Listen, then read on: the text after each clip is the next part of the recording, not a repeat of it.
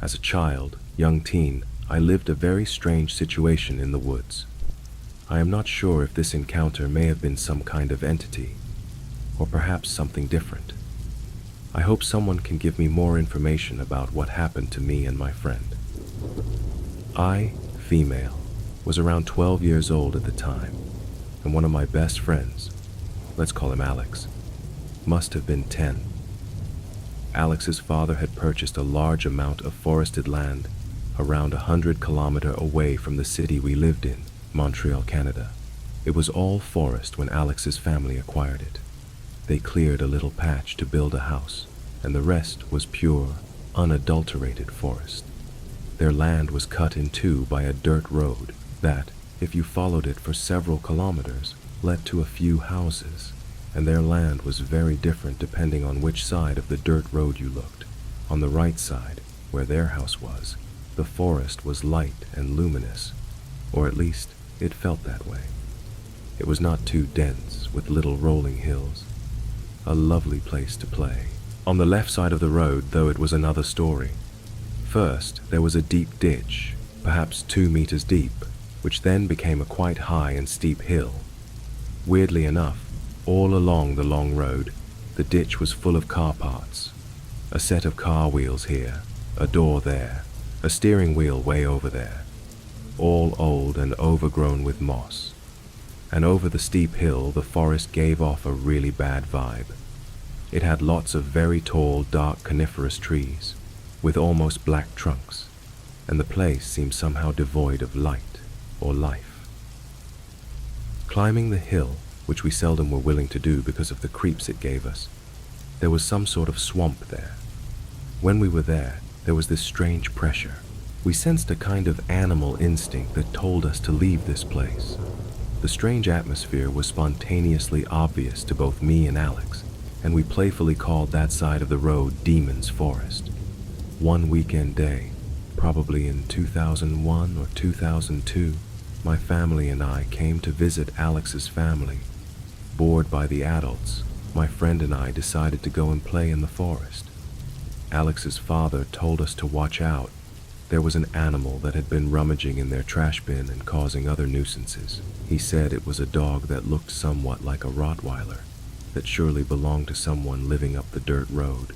He warned us that we shouldn't interact with the dog if we saw it, as it didn't look healthy as far as he could tell, or something was weird about it.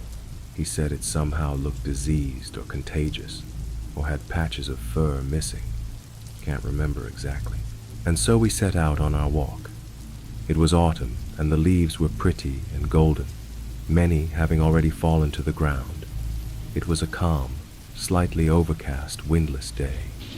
The air was very still and calm. Alex and I decided to walk along the dirt road, with the pleasant section of the forest to our right, and Demon's Forest to our left. We chatted while following the road as it was rising up a slope. As usual, we were slightly creeped out going up the road because of the weird vibes of the forest to the left side, but we were challenging ourselves to be brave and trying to not really think about how unsettling it felt. A good distance away from their home, when it was already well out of sight, I noticed the first strange thing of the day. Out of the steep hill on the left side of the road, there was a very large and dark pine tree hanging over the road. Somebody had attached a pink ribbon to one of the branches, which was already strange, since this was the territory of Alex's family, and they had no daughters or other little girls likely to hang around, or other people who may be owners of pink ribbons who were likely to hang out on this deserted road. The strange thing was, the ribbon was flailing strongly in the wind. Its loose ends were flapping almost horizontally. The thing is, it was a completely windless day. There was no wind to speak of. The ribbon was within my reach, so I even touched it as it was flailing. I even licked my finger and held it in the air to check if I could feel any wind or air current at all, as my dad had taught me. The air was perfectly still, yet the ribbon failed. I mentioned it to my friend. He seemed distracted and was younger than me, and sometimes didn't catch on to what I said, so I didn't press the matter. We continued our climb. We reached a place where the hill on the left side of the road had a gentler slope and began further away from the road. In fact, it looked as if the hill was kind of carved out in a way that would have made it easy for us to climb to get into Demon's Forest. It almost seemed as if the hill was carved in a sloping half circle, like in a theater, and the road we stood on would have been the stage. It gave us a very clear, treeless view of the hillside, full of golden and red fallen leaves. The trees began at the top of the hill, maybe 9 meters higher. We stopped to admire the view. Canadian autumns are a sight to behold. Alex suddenly got really excited. He thought he heard something in the Demon Woods up the hill, and he really wanted me to pay attention. He explained that there are wild cats in that forest. They had spotted them with his dad. One of them had reportedly had kittens. Kittens being one of the most exciting things in the world for kids our age, getting us all riled up. But somehow, my hackles were up, and I could really relax, even thinking about adorable wild kittens. He actually thought he had heard the cat meow in the forest, up the hill, close by. I heard nothing of the sort, and thought he was inventing it. He vehemently suggested that we try meowing at it, to see if it would respond. Maybe it would even bring its kittens along and we could see them and play with them, he said. I hadn't heard any sounds at all and didn't really like his idea of screaming meows into the creepy forest. What kind of wild cat would respond to human children anyway? Wouldn't it be obvious that we are not cats by the sound of us? That seemed like a dumb idea to me. Before I could try to talk him out of it, he loudly meowed into the forest. To my utter shock, the forest meowed back. Alex was delighted. He meowed again. Something in the forest answered again. I was actually shocked. This didn't make sense to me, and it creeped me out. But I suspended my disbelief to see what would happen. He kept doing meowing over and over. For every one of his meows, there was one coming back in response from the woods. Something felt off to me. Feral or wild animals didn't behave that way. Even at 12 years old, I realized that. And it wasn't an echo. The cat did not bounce back any sound that we threw at it except meows, which it reciprocated immediately. And anyway, there were no hard rocky surfaces around off of which sound could bounce off. Everything was covered in a soft layer of sound-dulling leaves. Alex got even more excited. Listen, the cat is coming towards us. She's coming to see us with her kittens. To my surprise, he was right. There was a rustle of dead leaves coming from above us, from above the slope in the creepy forest. It seemed like the rustling was getting closer to us, but it was way off, because cats are small and light and careful with their steps. They don't make a ruckus when they walk through the woods.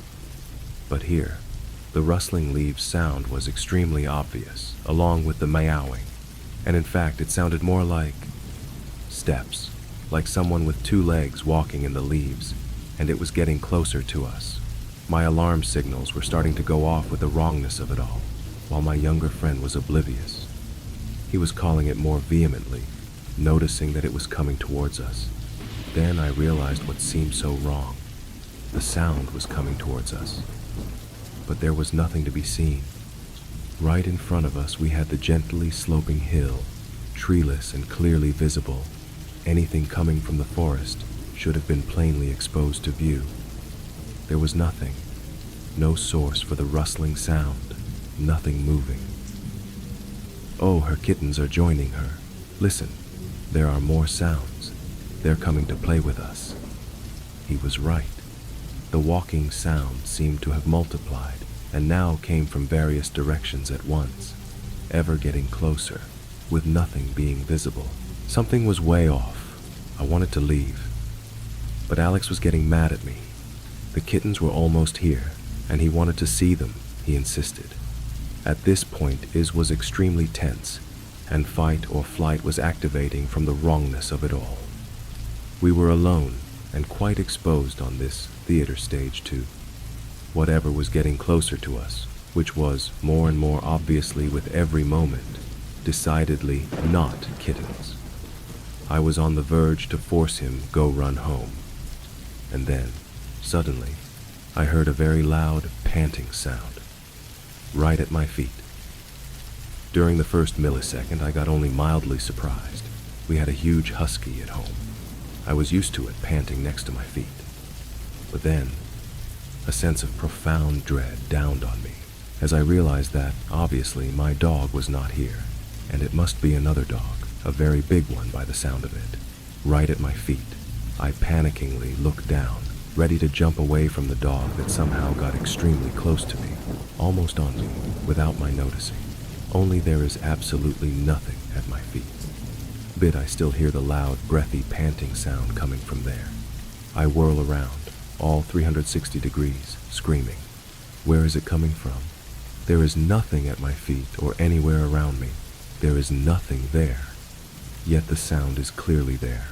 As I whirl about in a frenzy, I look up the dirt road we were following. Around 100 meters away, of the top of the slope, I see a lone dog standing. It looks somewhat similar to a Rottweiler, but in very, very bad shape. Extremely unkempt, with patches of fur missing, shaggy and dirty as heck, with some skin exposed where the fur is missing. It looks down at us too. Obviously, there's no way that I could hear it panting at that distance, and the source of the sound is at my feet. At that point, the flight instinct wins inside me. I have never run as desperately and as fast in my whole life. Thank goodness it was all downhill. Alex kept pace right beside me, terrified. We made it home in one piece. We didn't walk in these woods anymore.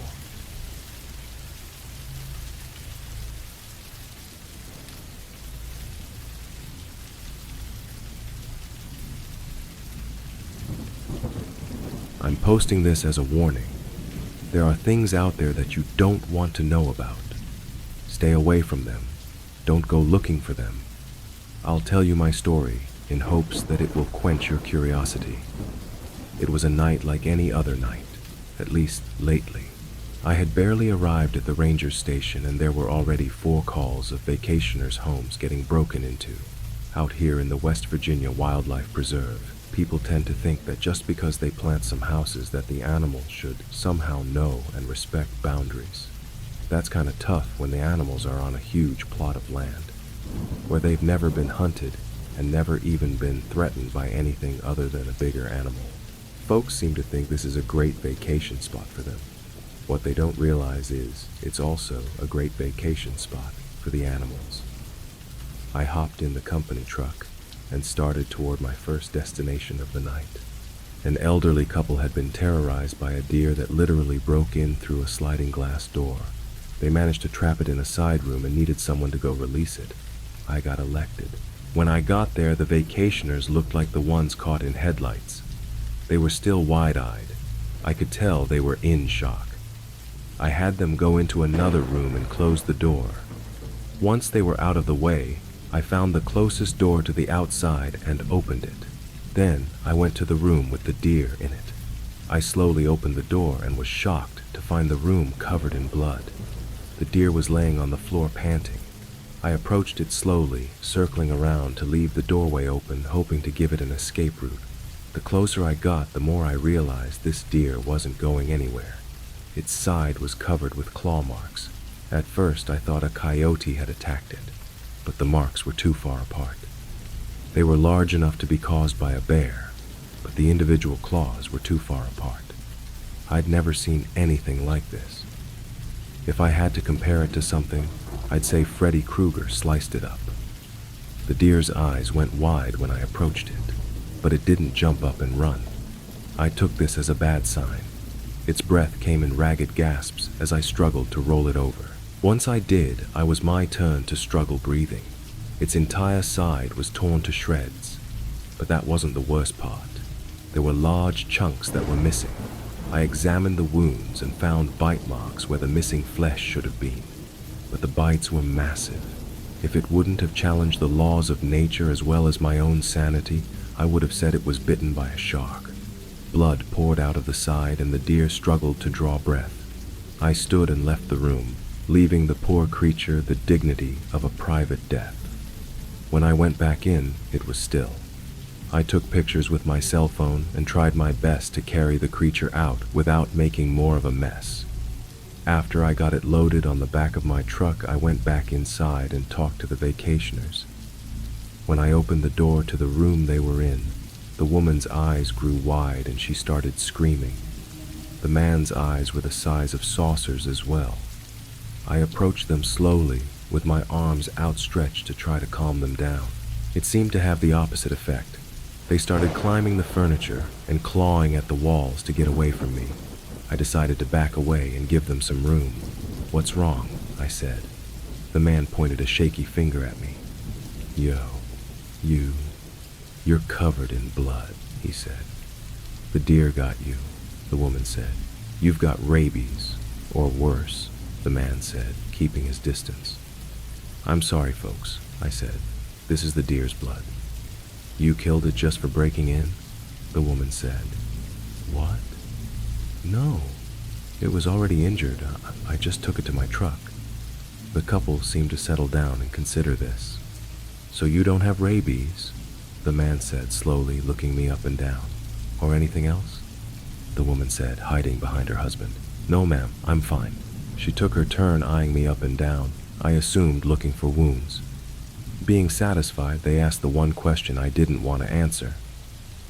"So what killed the deer?" the man said. "I really don't know," I said truthfully. Having just gotten them calmed down, I didn't want to send them back into a panic. "It was probably just a coyote," I said. "A coyote," the man said, diving back into the pool of panic. "Or a bear," I said, trying and failing to calm them. "A bear," the woman said, diving in after her husband. "You know, folks, you've had a traumatic night," I said. "I can't tell you what to do, but if I were you, We're leaving," the woman said, dragging her husband out of the room. "That sounds like a good idea," I said. And then, like an idiot, I added, "I hope you enjoyed your stay." They either didn't hear me or ignored me. Either way, it wasn't long until I heard a car start, then roar away from the house. I went back into the room where the deer had been trapped and started working backwards from there, trying to find out what had happened. It wasn't hard to pick up the trail. It had been bleeding badly. Seeing the bites and claw marks made that fairly obvious. I tracked back through the kitchen and out the smashed glass door. Once outside, I turned on my flashlight. The trail was a little harder to follow, but not much. I could still see drops of blood beside its tracks as I followed them back toward the pond, behind the house. I approached the pond and saw signs of a struggle. This must have been where the deer was attacked. There were other tracks in with the deers, but they didn't make sense to me. They were large, too large. Their shape was odd as well. If I had to call them anything, I would have called them duck prints, but massive. Larger than any duck by many times. A giant duck with shark teeth. I think I'll leave that out of my report, I thought. It suddenly struck me what the tracks were. It was a man with swim fins on his feet. But why? Why go to all that trouble to poach a deer when you can just knock it out with a tranquilizer gun? My mind sent me an answer, but I didn't like it. What if the man is a psychopath, just getting his kicks by killing an animal with his bare hands? I thought about the mental hospital in the neighboring county and wondered if one of their patients had taken an unsanctioned leave of absence and they were trying to keep it quiet. I didn't like that thought one bit. Aside from the fact that it didn't explain the huge bites on the deer, it also meant we had someone who might suddenly get a taste for killing. Doing this to animals was horrible. But what if he decided to go after something bigger? I shot a look at the house, wondering how many vacationers were within a short walk from this spot and how many were armed. As I contemplated the safety of the people in the area, I heard something behind me. I whipped around and shone my light but saw nothing. I scanned the pond and saw a ripple emanating from the middle. Probably just a fish jumping. I took some more pictures of the struggle area with my phone, then started back toward my truck. I had more calls to answer, and this riddle would have to wait. I drove halfway around the lake, around 3 miles, to the other vacation home where a break-in had been reported. When the woman in her 30s answered the door, she took a step back. "Oh my," she said, looking at the dried blood all over my uniform.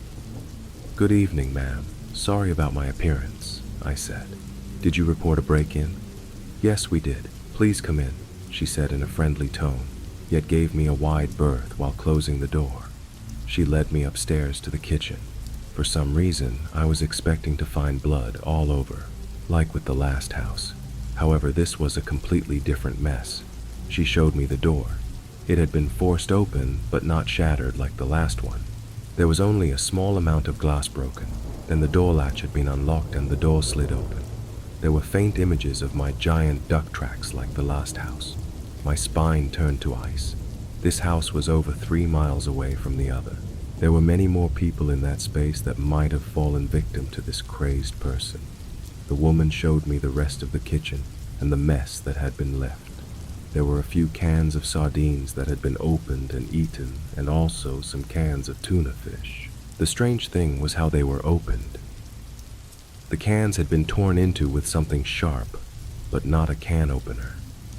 The marks looked like they were torn open with claws. I shuddered to imagine the amount of strength it took to do something like that.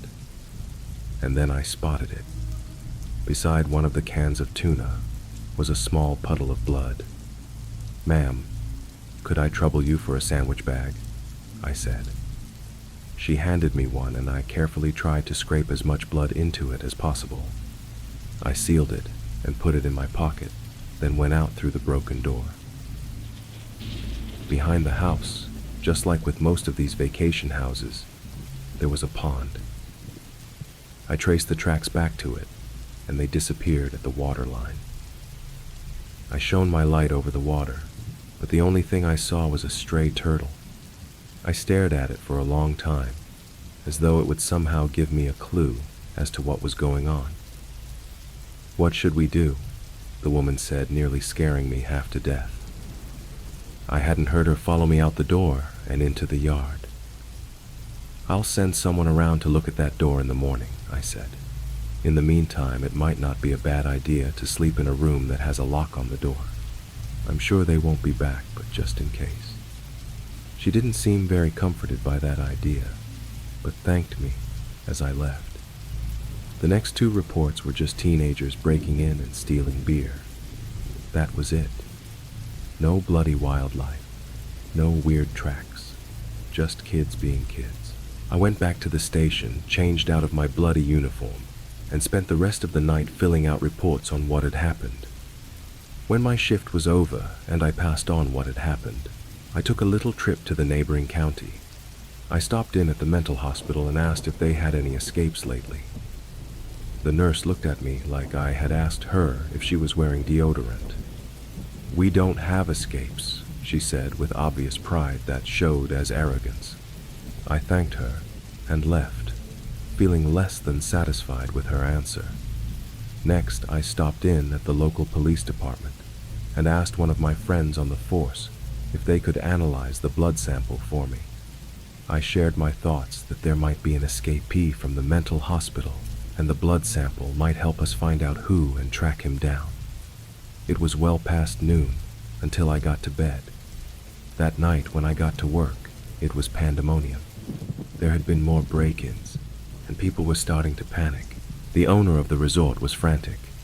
People were canceling left and right and wanting their money back. When I walked in, he stormed his pudgy face right up into mine. "You told people to go home," he fumed, glaring up at me. I merely suggested, "Do you want to pay their rental out of your salary?" "I work for the state, not you," I said. He turned a deeper shade of red. "Would you rather see people in body bags instead of animals?" I said. "That wouldn't do much for business, now would it?" He turned fire engine red and stormed out, mumbling, "We'll see." I investigated 5 break-ins that night. Only 2 of them were legit. The rest seemed like half-hearted attempts to stage a break-in so they could get out of paying for their rental. The 2 real ones shared the same characteristics as before. just enough of a broken window to open the door, the cans of whatever seafood was available. They even got shrimp out of the freezer. Everything about the way the intruder acted pointed to a person. All I needed to know was who. Again, I followed the tracks back to the nearby pond. I stood for a long time studying the surface of the water. I knew these ponds were all designed the same. A roughly 40-yard by 40-yard body of water, around 5 feet deep in the middle, stocked with mostly bluegill for catch and release fishing.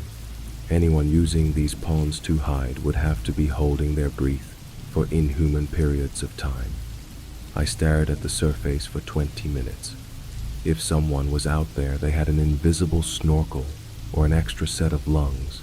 After my rounds of investigating and reporting, I decided to stick around and do a little extra investigating.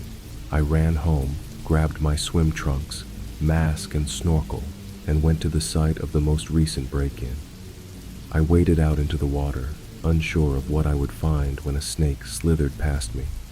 I let it go and waded deep enough to where I could swim. I hovered at the level of the surface, dipping my mask underwater to get a glimpse of whatever there was to see. There wasn't much. Fish, underwater plants, and lots of water, just what you would expect from a pond. As I kept going towards the middle, the water was getting deeper. I now couldn't touch the bottom. I had to float on the surface. Looming in front of me was a dark spot on the bottom of the pond. I took it for a rock, but swam close enough to investigate anyway. In for a penny, in for a pound. As I drew close enough to hover over it, I realized it wasn't a rock. I took a deep breath and dove to find out what it was. The further I swam down, the further I was able to swim down. I kept going and going. Light disappeared. I was sure I had been swimming straight down for a solid minute without touching the bottom. I turned and looked up. The surface of the pond was only a pinprick of light. My lungs screamed at me to turn around. I had no choice but to comply. I clawed at the water in desperation. It seemed like I was swimming in mud or something was pulling me down, almost like a force or current pushing against me, wanting me to drown before I could fully explore this hidden secret. After what felt like an eternity, I broke the surface of the water and gasped for air. I swam over to the shallows and walked out of the pond. I collapsed on the shore and lay there for a long time, trying to regain my breath. As my brain received oxygen, I thought about what had happened and if it had been real, an illusion, or if I had just gotten turned around somehow and stuck at the bottom. I had to find out. I wasted no time driving 2 counties over and renting some dive equipment, along with a light. So armed, I returned to the pond and walked toward the middle again.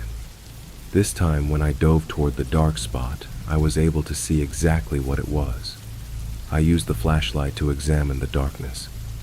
As I swam deeper, the sides closed in on me, as if I was swimming down the gullet of some massive fish. I've never been claustrophobic before, but that was rapidly changing. I barely had any room to maneuver as the sides closed in. I contemplated turning around, but there was no room. I could feel myself start to panic. I had to focus to keep my breath regular. I was very close to a panic attack when suddenly the tunnel opened up again. The sides grew further apart. I checked my watch and I'd been under for 15 minutes. The sides of the tunnel had spread out so far they were barely visible, and I could see a light ahead of me. I swam toward it, desperate to get out of this water. I broke through the surface and looked around. I was in the pond. Somehow I had gotten turned around and was back in the pond. I swam to the side until I could stand and walked out to the shore. Looking around, I made a startling discovery. I was in a pond, the same one as the break-in last night. Somehow there was a hidden tunnel between the 2 ponds. That's how the robber never gets caught. He just swims to the next pond slick as snot. No fuss, no muss. I now knew the how, but I needed to know more. As tempting as it was to swim back through the tunnel, I was still a little shaken and didn't want to risk an underwater panic attack. I walked back to my truck, took off my dive equipment, and drove back to the dive shop. I asked about frequent customers, especially for refilling tanks. They told me they had a few regulars that came in every weekend, but no one knew, and no one who needed refilled more than once a week. I asked if there were any other dive shops in the area, and they told me the next closest one was over 100 miles away. I went home frustrated. It wasn't making sense. He would need air to swim back and forth through that tunnel, and that was his escape route. I was sure of it. I tried to sleep through the afternoon, but my mind wouldn't let me rest. It was working on the impossible puzzle of how the robber was getting air. I borrowed a couple trail cams and set one up at each pond. I needed to see if he had some new tank system or what. I also wanted to identify him and shut him down fast. I made sure to stay away from those ponds that night so he would feel free to do his thing. In the morning, I gathered the cameras and took them home. I downloaded both memory cards before watching the video. Just as the second download was finished, my phone rang. "Hello?" I said. "Hey John, it's Steve. I got the results from that blood you gave me the other day." "Great," I said, hitting the play button on my computer. "Were you able to get a match on any hospital records?" "Not exactly." "Why not?" I asked as a ghostly green image appeared on my computer. The image was blurred, but it was definitely the size of a man walking upright toward the camera. I clicked to the next slide and froze at what I saw. "Well, the thing is, the blood you gave me came back as reptile DNA." I registered the words he said in my mind, just like I registered the image on my computer screen, but I just couldn't place them in reality. "Are you there?" he said into the phone. "Yes, I'm sorry," I said. "Could you send a copy of your findings to my office?" "Sure, no problem." "Thanks, I appreciate it. You really helped me figure this out." "Anytime," he said cheerfully before hanging up. I hadn't taken my eyes off the computer screen the whole time. No matter how long I stared at it, I couldn't make my mind acknowledge it as real. Standing there, large as life, was not a man in a wetsuit. It was a creature. I could see the wide mouth full of sharp teeth that looked exactly like the bites on the deer. I could see the webbed feet that looked like swim fins, only they had claws sticking out of the front where toes would be. I saw the razor-sharp claws on its webbed hands. It was a full-on nightmare staring me in the face. I sat back and thought for a long time. Then I printed copies of the images and put them in an envelope. I rushed to the station to share the information I had with my fellow rangers. As I was showing them, their faces ranged in emotions from shock to disbelief to outright mocking. As I was going through my investigation, the owner of the timeshares walked in. "What are we all looking at?" he said, eyeing me with contempt. "It seems like John has solved the case of the break-ins," one of the other rangers said. The owner approached. He picked up the lab report and read it, then stared for a long time at the picture. "Do you know what this is?" he said absently. "I really don't know yet," I said. "I've never seen anything like it." He turned to me and smiled. "This is money," he said, holding up the picture. "What do you mean?" I said. "Those idiots that go around hunting, what do they call them?" "Cryptids." "Yeah, cryptids. They'll pay through the nose if they think they can find something like this. And then there's the TV shows and merchandising," he said. "You may have saved my financial hide." He beamed at me. "I don't think you understand," I said. "This is a dangerous animal. If you had seen what it did to that deer." "So what do you want to do? Hunt it down and kill it?" "Maybe not kill it, but definitely tranquilize it and take it to a secure location where it can't hurt anyone." "You dumb son of a bitch," he yelled. "I could make a mint. I wouldn't even have to repair those houses. They would all rush in to investigate and leave piles of cash in my bank account. But what about the people?" "Who cares about the people?" he said. "Throw them all out. I've got the chance of a lifetime beating down my front door, and you want to flush it down the toilet because you're scared someone might break a nail." He was breathing hard and staring up into my face. The air was charged with fury, his and mine. And then a sudden calm came over him. "Charles," he said, addressing the lead ranger, "isn't this a wildlife preserve?" "Yes, it is," Charles said warily. And aren't the wildlife on this preserve protected from all tampering by law? Well, I guess so, Charles said. What if those animals present a threat? I said to Charles. How many deer were killed by coyotes on this preserve last year? The owner said. Dozens, Charles said. Were the coyotes removed from the preserve? No, Charles said. The owner turned and shot me a triumphant look. John, Charles said, I know you have everyone's best interests in mind, but you're going to have to let this go. I glared at him. And what happens when this thing decides it likes to eat humans? All the eyes in the room that had been on me suddenly found somewhere else to look. All but the owner. He was smiling from ear to ear. I think the pudgy little bastard was about to break into the happy dance. I searched the room for any support but found none. I pulled my badge off my shirt, quietly laid it on the desk, and left. If that was the end of my story, I would say I had failed. I took my pension and rented one of the houses on the preserve. The owner had leaked through social media that a cryptid had been spotted on the preserve. As he had guessed, the cryptid hunters and TV crews came in droves, renting everything in sight. My goal was different. I already knew it existed. I knew how it got around without being detected. I stayed at one of the break-in houses. Every night I took a huge tuna I had bought fresh that morning and laid it out beside the pond. I sat in the dark living room and watched the first night as it approached the fish with more caution than curiosity.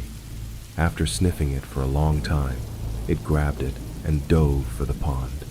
Each night after, I laid out a fish, and the creature became less cautious. It was being fed, and the media frenzy was starving. The hunters had found nothing. There were no sightings as long as I fed it. Everyone had their cameras set up. The few that roamed around left me alone when they saw someone in the house. I guess they thought I was another cryptid hunter and respected my privacy. As the number of sightings stayed at 0, they started turning on the owner, calling him a fraud. His reputation plummeted. After a week with no sightings, people started leaving. In desperation, he did the wrong thing. He hired an actor to dress in a creature suit and roam around. Of course, the hunters and shows saw right through this and destroyed what was left of his reputation. I had rented the house for 2 weeks. Between the rent and the fish, my money was running out. I had kept the people safe, but what would happen when I stopped feeding it? I had managed to clear out most of the people so they would be safe. But what about my fellow rangers? What would happen when it became desperate? When the starving creature no longer had houses full of food to break into? I had 3 more nights until I had to leave. I was out of money. The preserve had become a ghost town. As far as I knew, I was the only renter left. It was decision time. I sat staring at the large tuna on the table with a bottle of bleach next to it. Let it live and see what happens, or kill it. I thought about this for a long time. Both options had merits and consequences. I chose a third option, a much more dangerous one. I took the fish out and laid it where I usually did, then backed up a few feet and stood there. Over an hour passed before the water stirred. I saw the head and eyes of the creature appear as it headed toward the fish, and then it stopped. It had seen me. I made sure to keep still with my arms at my side. It slowly approached and stood. It was a few feet away with the fish in between us. It studied me and sniffed the air, then became agitated. Perhaps it had smelled my scent before as a pursuer. It let out a soft hiss, but bent down and took the fish, keeping its eyes on me the entire time. Then, once it had its meal, it did the most incredible physical display I've ever seen. It leaped 20 feet in the air and landed in a perfect dive, right in the middle of the pond, leaving almost no splash. I let out a breath I didn't realize I'd been holding and collapsed to the ground, shaking. Once I had recovered, I went back inside and fell into a fitful sleep. That was only part of my plan. The next night would decide who lived and who died. I did exactly like the night before, minus the fish. The creature approached, stepped up to me and looked around for the fish. I showed it my empty hands. It sniffed at them and growled, having smelled the scent of fish. It looked at my hands, and I wondered if it was going to bite them off as a substitute. It hissed at me and sniffed my face. I saw it flexing its claws the whole time. I stared into its face, those massive razor-sharp teeth, and swallowed hard. I did all I could to stay still, to show it I wasn't a threat. My heart hammered in my chest. It opened its jaws and showed me those horrible teeth. Its breath was a horrid stench I had never smelled and hoped to never again. I closed my eyes, not knowing if they would ever open. Seconds fell into minutes. I opened my eyes, and I was alone. There wasn't even a ripple in the water. I sighed. My decision had been made. It had shown restraint, and I would too. I went back inside, packed and left. I could only hope and pray that the people that remained, including my former co-workers, would be safe. I went home and slept restlessly. In the morning, there was a report in the newspaper on a break-in at the wildlife preserve. They said the only thing that was taken were cans of tuna fish. I smiled ruefully and wondered how long it would stay that way. If you're reading this, don't go looking for this thing. If you see it, don't tell others about it. Just leave it alone and hope for the best.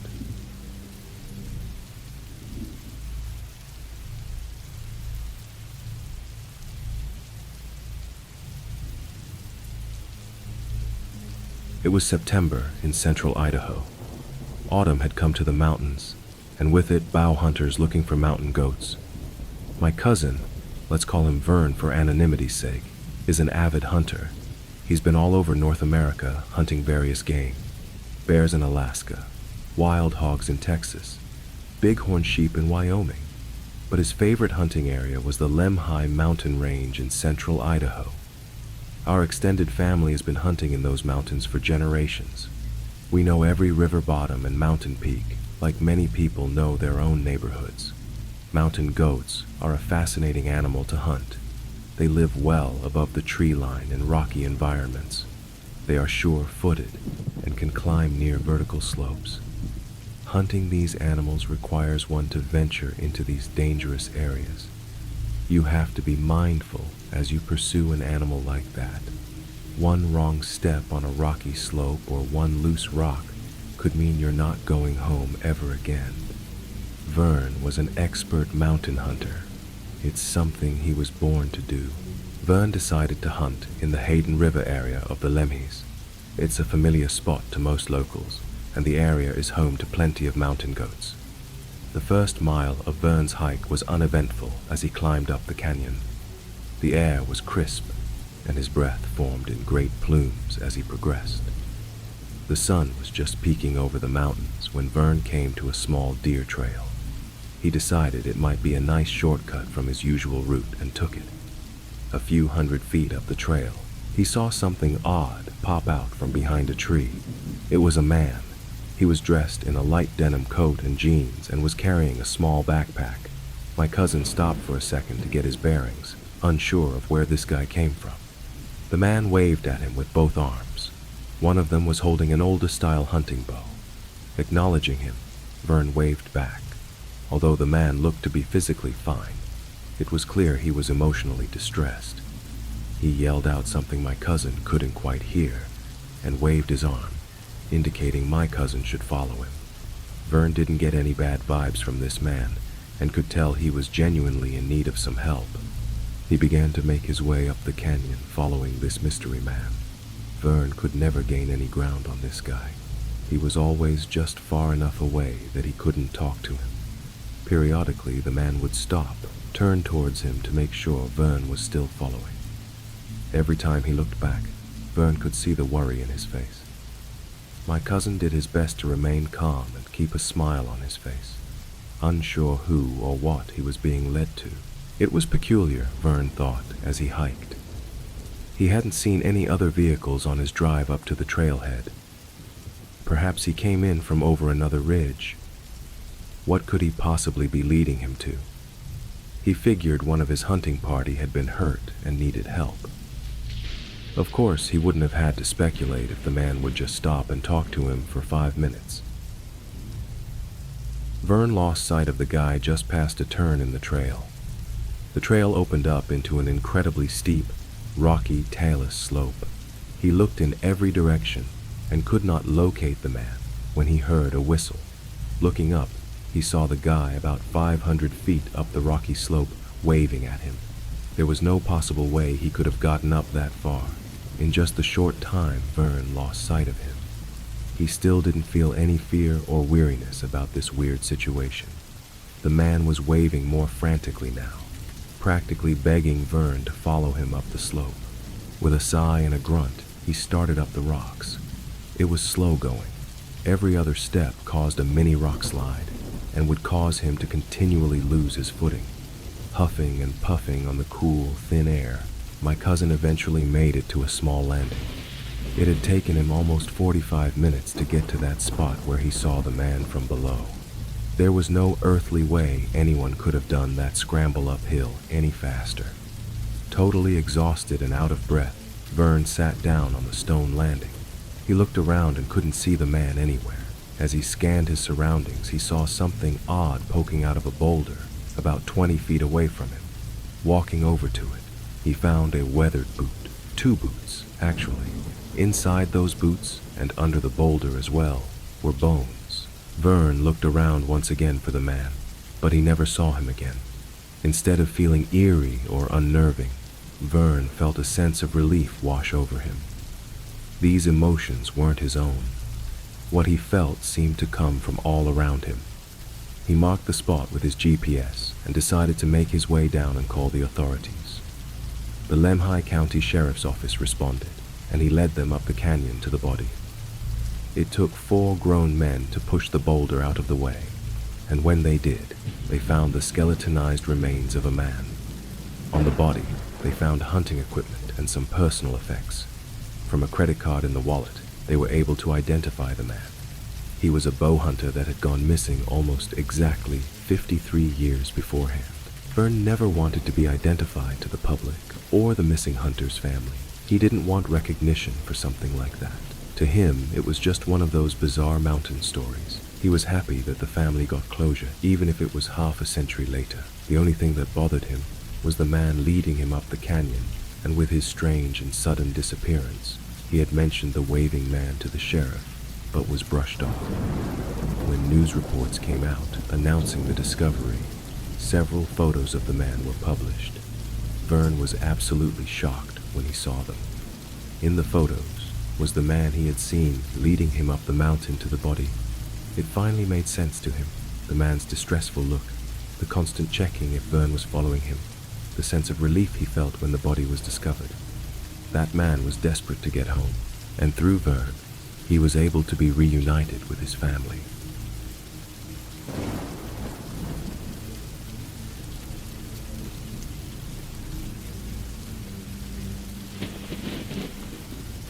My friend, Astrid, was the most beautiful soul I've ever met. She was the kind of person who would do anything for her friends, and when she was with a person, she was 100% invested in them, their story, their life. When she asked how someone was feeling, she genuinely meant it. She was the friend who made me want to be the best version of myself. A friend I would do anything for, even if it meant leaving my comfort zone far behind. That's why when she led me down a narrow path in the remote Michigan wilderness along the vast Lake Superior, I followed her unquestioningly. I didn't remember exactly how we got there or what came before. All I could think of were my immediate surroundings. The lapping of the waves against the distant shore, the cry of the gulls circling for fish, the slight chill of the August air as it weaved through the towering pines, promising an early autumn this year, but the warmth of the sun against my skin, letting the air know summer wasn't quite done playing. Most importantly, out of all of those things, I saw my beautiful companion, my best friend in the whole world, walking ahead of me, talking and laughing. There was no place else I would rather be. My heart was full. I followed her without question, not knowing or even caring where we came from, where we were going, or hell, even what time of day it was.